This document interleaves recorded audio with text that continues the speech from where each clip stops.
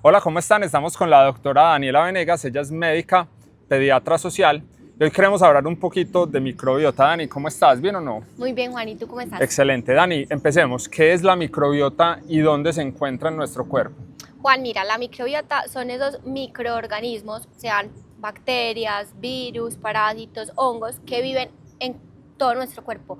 Pueden haber en todos nuestros sistemas, que normalmente cuando escuchamos la palabra lo asociamos muchísimo al intestino, pero en todo el cuerpo tenemos microbiota, en todo el cuerpo tenemos microorganismos. ¿Cuánto se puede decir o en qué recuento, cómo lo miden? He escuchado que hay billones y billones de bacterias. Mira, Juan, que uno lee demasiada bibliografía en cuanto a la microbiota, el microbioma, y puede, digamos, en tu cuerpo puedes tener hasta 2 kilogramos de microbios encima. Wow. Normalmente lo recontamos entre 10 a la tal, ¿cierto? Normalmente lo ideal es tener 10 a la 8, 10 a la 9.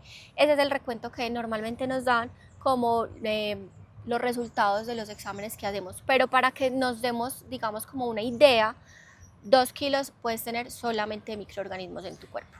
Listo. ¿Y qué factores modifican o alteran pues como la microbiota, Dani? Y también qué microorganismos componen esa microbiota. Juan, mira, todo lo puede modificar. Realmente nosotros como seres humanos desde la barriga de nuestra mamá estamos modificando nuestro microbiota, nuestro microbioma. Y así sucesivamente lo vamos desarrollando. ¿Qué puede pasar? Cómo nace uno, cuál es el primer alimento que le dan, cómo continúas esa alimentación, cuáles son tus estilos de vida, actividad física, sedentarismo, enfermedades, incluso los genes o las enfermedades hereditarias pueden influir muchísimo en la microbiota que nosotros tenemos. Y digamos que cuál es la más característica normalmente, actualmente se estudian más las bacterias, múltiples bacterias, dos tipos específicamente para hablar, más que todo intestino, bifidobacterias y lactobacilos. Dani, ¿y qué alimentos ayudan a cuidar o a mejorar esta microbiota humana? Ve, los alimentos que nos ayudan muchísimo más son los que sean más naturales. Ahorita estamos en una sociedad en donde nos acostumbramos mucho a comer ultraprocesados o alimentos que tengan conservantes. Ya incluso la cosecha nos la entregan con qué, con pesticidas, con un montón de conservantes que hacen que todas esas frutas y esas verduras pues tengan mayor durabilidad. ¿Qué es lo recomendado? Lo más orgánico, lo más natural. Alimentos que nos ayuden bastante, la parte de los lácteos, yogures, lácteos, obviamente las frutas, las verduras, todo esto desde que sea más natural, desde que cocinemos en casa, que volvamos como a la tradicional, nos va a ayudar a desarrollar una microbiota saludable. Listo. Em, nosotros, nosotros hacemos productos sin leche, que somos pues una empresa sustituta a los lácteos, pero dentro de nuestros productos nosotros tenemos productos que tienen probióticos y prebióticos, ¿cierto? Explicarle a la gente un poquito de qué es esto de prebióticos y qué son los probióticos también para cuando ellos los vean en un producto, en la calle o que ahorita hay, pues se escucha mucho que hey, hay que consumir muchos probióticos. ¿Qué son? Mira, Juan, los prebióticos son los alimentos de los probióticos. Entonces, los probióticos son las bacterias, son los microorganismos y como un microorganismo necesita comer. Pero no cualquier comida, nosotros le tenemos que dar comida también saludable, que son los prebióticos. Ejemplo, la fibra. La fibra es un prebiótico, es decir, llega a nuestro organismo y esas bacterias empiezan a comer y eso ayuda a que se desarrollen más. Entonces, si yo tengo poquitos probióticos y consumo prebióticos, pues voy a ayudar a que esos probióticos se desarrollen y se multipliquen muchísimo más. Ya. Dani, vení, hay como a mí la otra vez hablando, entendí que la microbiota es como un zoológico, pues, de bacterias, microorganismos, hongos, ¿cierto? Digamos que qué tipo de alimentos nos ayudan a nosotros a cuidarla. Digamos que cuidar o sea, esos probióticos, ¿qué nos va a ayudar? A consumir más probióticos. Claramente porque ayuda a que ese zoológico crezca más o sea más diverso y que sean probióticos que nos ayuden a desarrollar toda ese, digamos que no solamente es que yo tenga el animalito, o sea, el zoológico, sino también su entorno, que ahí vienen los prebióticos que también son muy importantes, en donde conseguimos muchísimos, digamos, probióticos y probióticos en los, pues, digamos que en los alimentos fermentados, y ahí estamos hablando claramente de los lácteos o en el caso pues de ustedes, que son alimentos que no tienen lácteo, pero que son sustituyentes. ¿Y qué pasa? Que dentro de los componentes con los cuales ustedes lo realizan, pues pueden agregar los prebióticos y los probióticos, es decir, nos va a ayudar a mantener una flora con una microbiota adecuada. Ya, Dani, una preguntita. Es que pues me he enterado que hay mucha gente que sufre o que lleva como una procesión y un dolor silencioso. Es como que se han hecho la idea de que el estándar o la calidad de vida de ellos es a la que se acostumbraron, ¿cierto? Entonces, digamos, hay personas que no sé si es casualidad o ya, pues, o la ciencia lo confirma, tú nos lo vas a contar, que nacen por cesárea y porque no se impregnaron de todas las bacterias que contiene, pues, como, ¿cómo se llama eso? El tracto vaginal, el canal vaginal, tienden a tener como muchas enfermedades o muchos alimentos les caen mal y se acostumbran a vivir así, como que ese sea su estándar, ¿cierto? Contanos desde el parto, ¿cuál es la diferencia entre nacer por parto vaginal, nacer por cesárea y esas personas que de pronto se han acostumbrado a vivir así, digamos, donde todos los alimentos les caen mal, donde los inflaman y se la pasan con dolores, que pueden empezar a hacer como para mejorar esa relación con la microbiota o para empezar como a nutrirla y a mejorarla? Listo, Juan, como te decía al principio, la microbiota se desarrolla desde que la mamá está en embarazo. Incluso hay investigaciones ya que nos hablan de la importancia de la nutrición o de la microbiota de esa mamá y de ese papá que van a engendrar, ¿cierto? Desde la fecundación, ahí hay importancia de cómo estás tú, cómo estás comiendo, cómo estás tu estilo de vida, cómo estás en el momento de la fecundación. De ahí en adelante, claramente el bebé está en el útero de la mamá y ¿qué está comiendo? A través del cordón umbilical, todo lo que la mamá, de lo cual se está alimentando y obviamente pues digamos como reservas del cuerpo de la mamá. Pero mira que viene conectado, ¿cierto? Entonces también durante el embarazo es súper importante mamá cómo se está alimentando y cómo está llevando su estilo de vida. ¿Qué pasa durante el nacimiento? No es lo mismo una cesárea, que es una cirugía que naces a través, digamos, de una incisión, de una herida que hacen en el abdomen y ya sale bebé. ¿Qué pasa en un parto vía vaginal? El bebé hace todo el tránsito por ese canal vaginal en donde nosotras las mujeres, nuestra vagina tiene también una microbiota y esa microbiota es saludable para el bebé, tiene un montón de lactobacilos. Es tanto así que se han hecho investigaciones de la microbiota intestinal de un recién nacido que nace por cesárea a uno que nace por vía parto natural y es completamente diferente. ¿Qué va a tener un bebé que nace por vía cesárea? Va a tener microorganismos desde la piel de la mamá y en la piel de nosotros tenemos algunos microorganismos que pueden ser malignos, o sea, pueden darnos enfermedades y se lo está adquiriendo pues un bebé que está recién nacido y que sus defensas también están muy maduras. A diferencia de este bebé que nace por vía vaginal, ese bebé está contagiándose de todos esos microbios, de todos esos probióticos, de toda esa flora, de todo ese microbioma de la mamá. ¿Y qué pasa? Hay lactobacilos. Entonces, cuando llegamos e investigamos a esos bebés, hay más lactobacilos que son, digamos, los probióticos de las bacterias que deberíamos de tener al nacer. ¿Qué pasa? Que cuando yo tengo probióticos, o sea, bacterias que son benéficas para mí en el intestino y hay una conexión con el cerebro, el eje intestino-cerebro, todo se empieza a desarrollar de la mejor forma.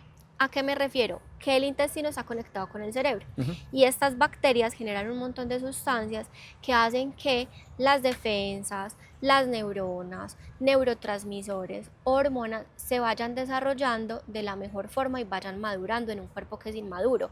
¿Eso qué te va a evitar? Entonces, si yo tengo unas defensas que están fuertes, voy a tener a alguien que se va a defender contra enfermedades, alguien que no va a tener tantas alergias alimentarias o alergias respiratorias, el asma, la rinitis, dermatitis atópica. Todo esto puede venir desde esa, digamos, desde este nacimiento. ¿Qué pasa con un bebé que no está en la cesárea? Quizás esa microbiota se demore más en desarrollarse de la mejor forma, es decir, que ese eje no va a estar funcionando de la forma que normalmente nosotros queremos. Y de ahí parten, digamos, como la diferencia, las enfermedades, lo que tú dices, una persona que se acostumbra a que su estilo de vida no sea, digamos, una palabra tan chévere porque se mantiene con irritaciones, con alergias, quizás síntomas digestivos, síntomas en la piel, muchas cositas que podemos empezar a ver.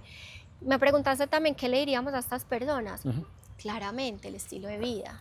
vení, sí, O sea, no es naciste- solamente comer probióticos, es Exacto. algo más holístico, más integral, ¿cierto? Más integral. Ya. Claro, naciste por cesárea, perfecto, ahí va, ¿qué comiste? Ajá. Leche de fórmula, lactancia materna.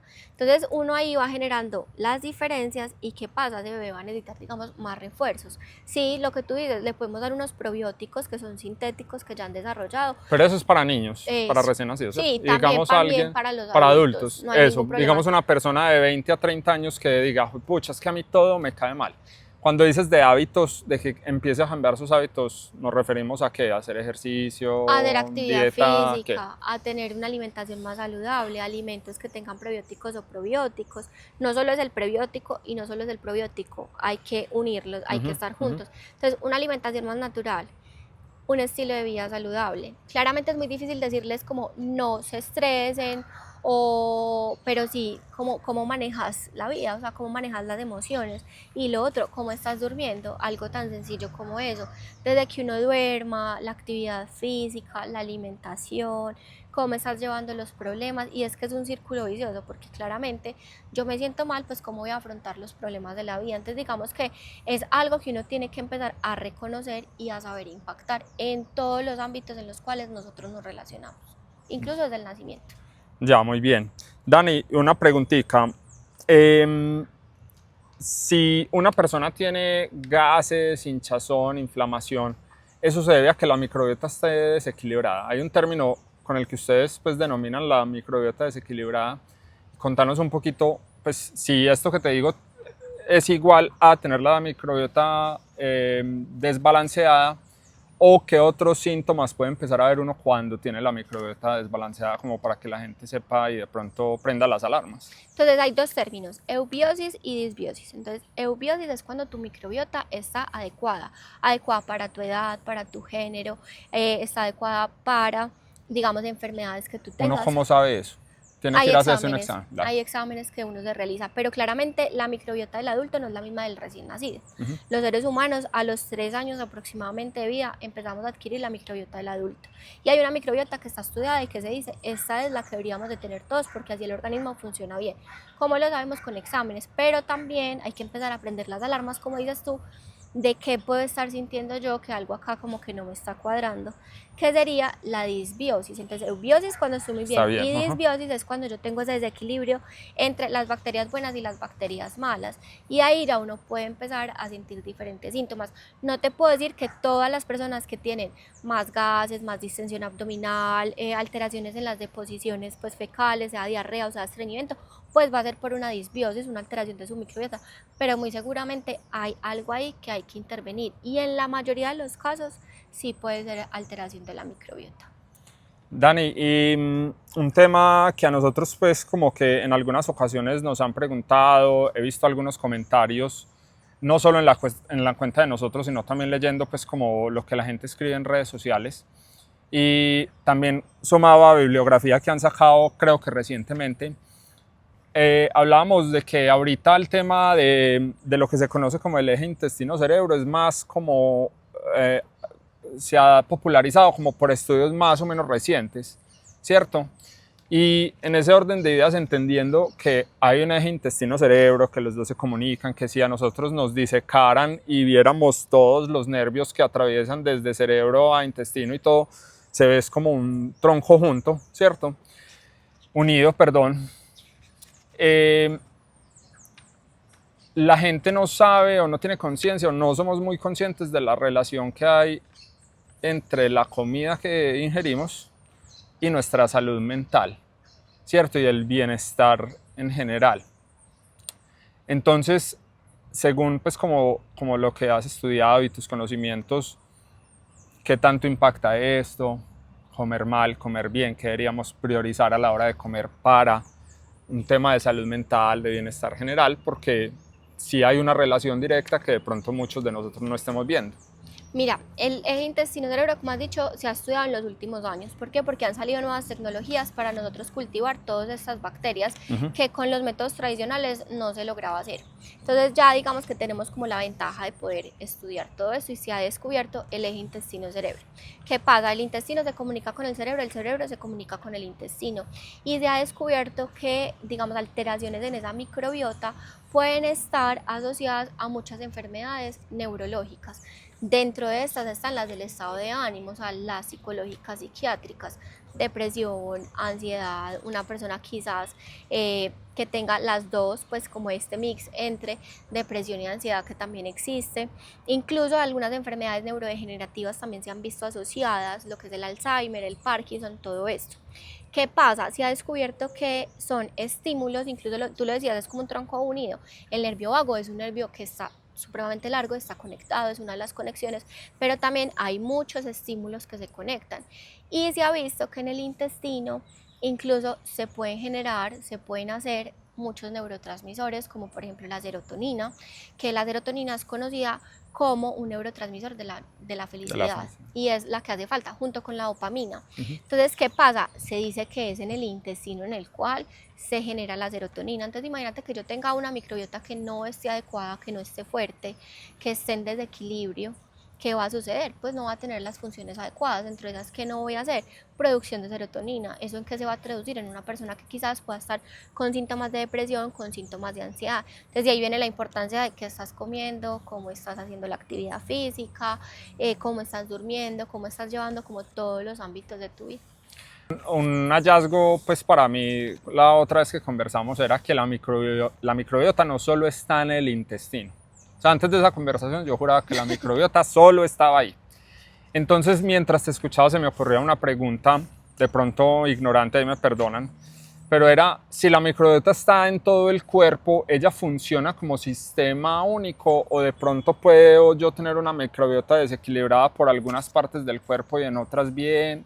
¿O es un todo?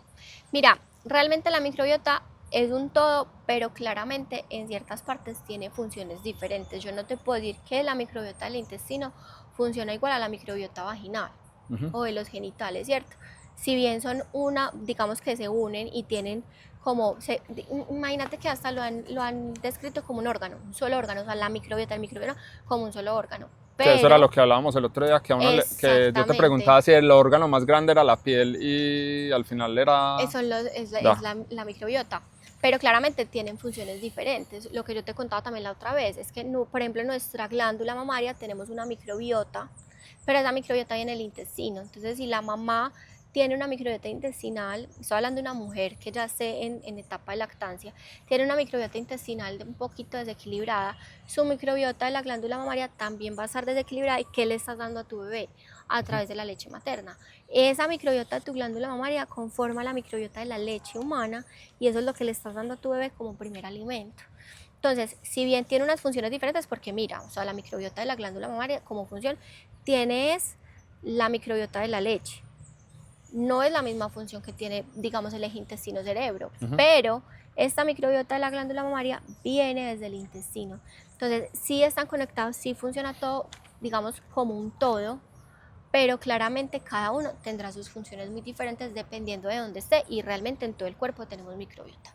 Dani, y si alguien pues de a pie quisiera saber cómo está su microbiota, yo he escuchado un examen que se llama el mapeo intestinal, ¿cierto? Esa es como una de las formas de uno saber, porque yo te escucho a ti y yo digo, jue madre, ¿cómo estará mi microbiota?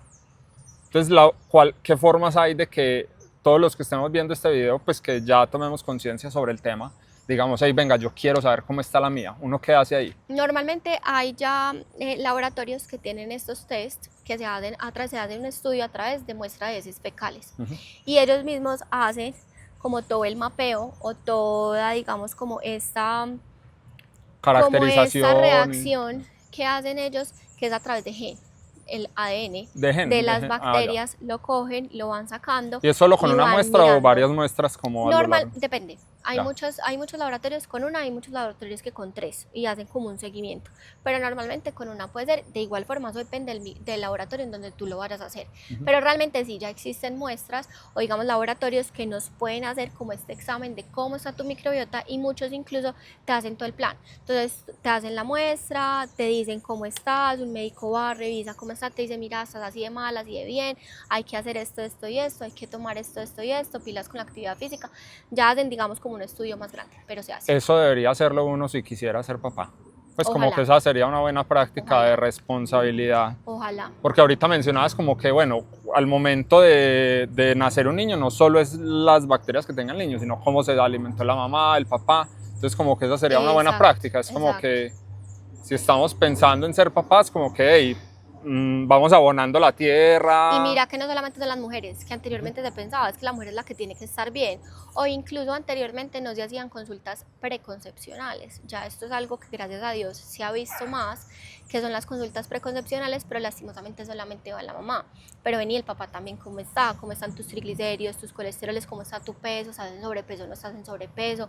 Venga, pongámonos la pila los dos, porque es que somos los dos los que vamos a fecundar y que Y tenemos que tener una buena eso, microbiota. la microbiota en disbiosis, pues en desequilibrio puede afectar la concepción. Sí, claramente. Pues, o sea, es uno de los factores, por ejemplo, parejas que dicen, no, es que llevamos un año y medio buscando. Claro que pueden Puede haber haber causas alguna relación. secundarias, pero Ya, exacto. yo que entro a decirte como de primera vez, ven y cómo están tus hábitos, si estás haciendo actividad física, cómo está tu alimentación, cómo está tu sueño. Claramente hay que revisar otras cosas secundarias porque no le vamos a echar toda la culpa pues a la microbiota.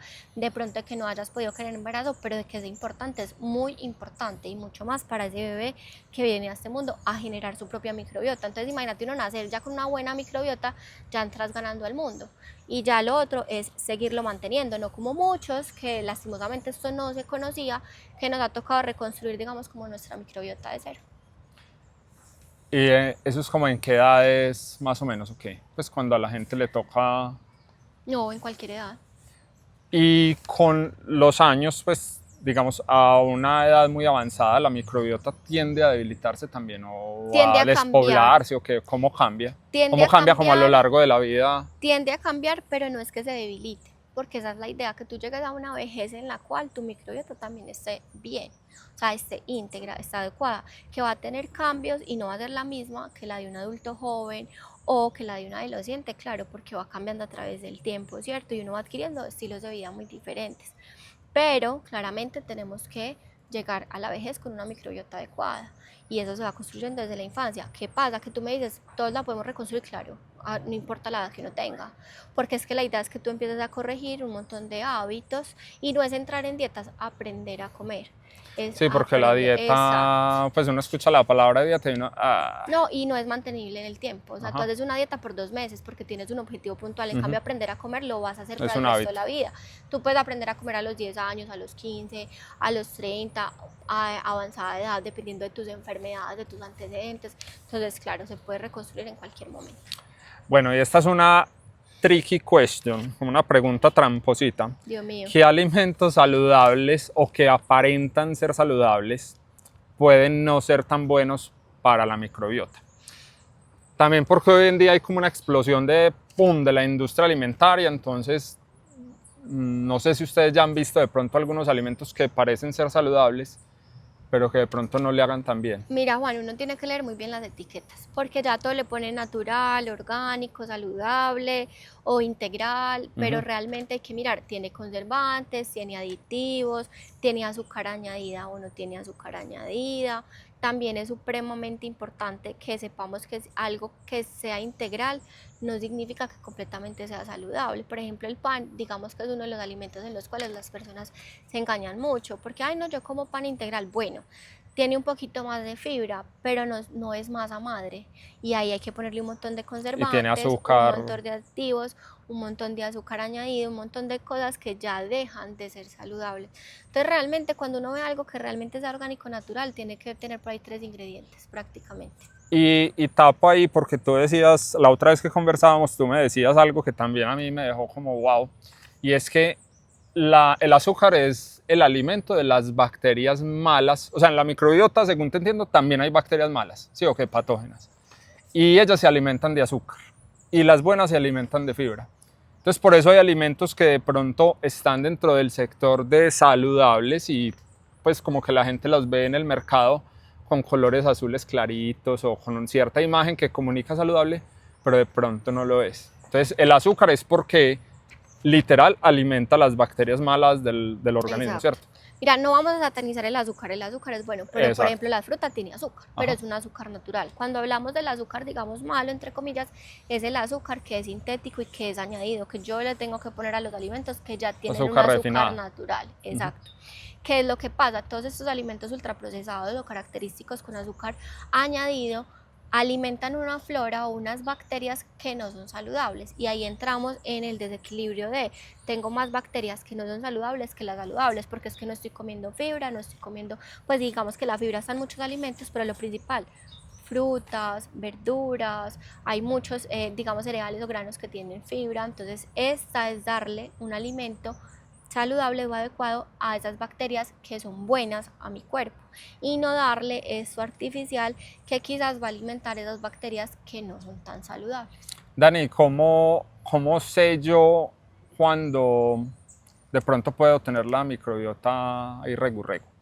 Pues, ¿cuáles pueden ser síntomas? No sé, es como que me mareo o empiezo a tener episodios de ¿qué empieza a pasar? Mira, hay muchas cosas. Te voy a hablar de 3 sistemas como más característicos que se han, digamos, como estudiado un poquito más. Claramente el gastrointestinal es el primero. Que podemos empezar a ver una persona que no tenía irritación intestinal, comía normal, pero ya está comiendo y cualquier cosa, estómago inflado. ¿Y eso se confunde o puede ser también colon irritable? Sí, podría ser un colon irritable. Incluso los colon irritables, en muchas oportunidades, son enfermedades que no tienen una cura. Entonces tú tratas de mantenerlos con ¿qué? Con la alimentación. Entonces podemos tener una persona o está muy estreñida o tiene mucha diarrea. Un día tiene diarrea, un día está estreñida. Podemos empezar a ver cambios en las deposiciones, sangrado, moco.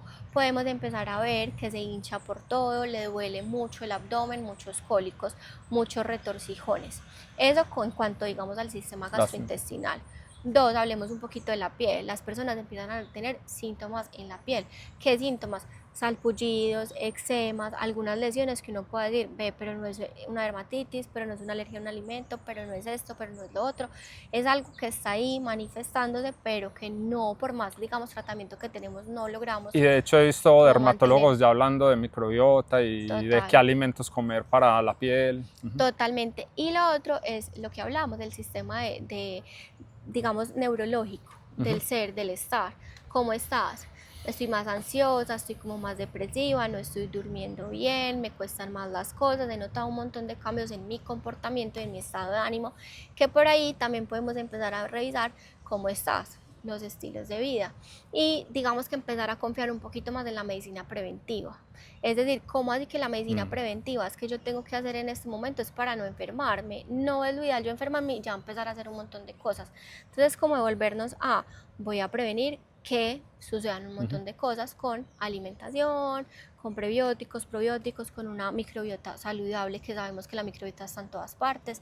Entonces empezar a hacer como esos cambios y empezar a concientizarnos de todo esto nuevo que nos está entregando la ciencia. Yo creo que es un poco como apelar a este concepto, creo que es de vejez digna, algo así. Es como yo hasta hace el año pasado o inicios de este creo que fue mi primera cita con internista.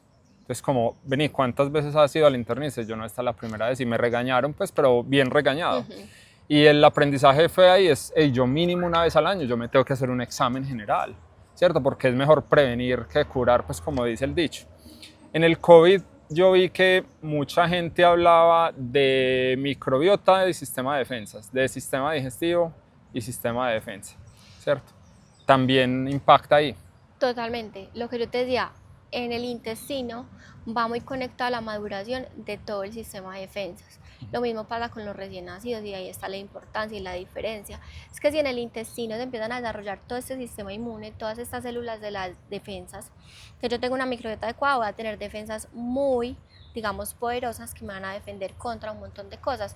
Pero si mi microbiota está bajita, pues voy a tener, digamos, como pie para muchas infecciones y muchas enfermedades. Y lo que tú decías, una vejez digna, es que estamos acostumbrados, Juan, a que como es viejito, ¿usted cuántas pastillas toma? ¿Usted qué sufre? Y cuando dicen, no, yo no sufro nada, yo no tomo nada, ¡ah! ¿Cómo así? No, es que antes nos debería causar impresión las personas que tienen enfermedades en su vejez, porque nos fuimos del cuento de que tenemos que ser enfermos, viejitos, y es normal que estemos enfermos. Entonces el viejito es normal que tenga hipertensión, diabetes, enfermedad renal, que sea obeso. No, vamos por una vejez digna, que para todos, digamos, la palabra dignidad es muy diferente, pero hablemos de una vejez saludable. Es que no tenés por qué tener muecos y tener dientes postizos, es que no tenés por qué ser obeso, es que no tenés por qué tener hipertensión, no te tenés que quedar quieto, vení, vamos a hacer actividad física. ¿Quién dijo que la vejez es igual a quietud?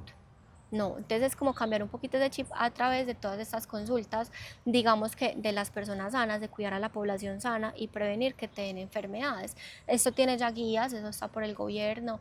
Si tenés tanta edad, entonces en tanto tiempo te tenés que hacer examen. Si tenés estos antecedentes, entonces es más pronto que una persona que no tenga estos otros antecedentes. Entonces eso es como cambiar el chip de cómo estamos haciendo nosotros las cosas desde ya, o de cómo estamos haciendo las cosas desde cuando vamos a tener hijos, para que entreguemos quizás una calidad de vida mejor. Dani, vení, la otra vez que veíamos uno de los productos de nosotros, el yogur sin lácteos bebible, tú me dijiste, uy, qué nota porque tiene estas dos bacterias, y recuerdo que era la bifidobacteria y uno de los lactobacilos, no sé si era el bulgaricus o cuál. Bifidobacteria lactis, y tienes el termófilos o cuál. El lactobacilo.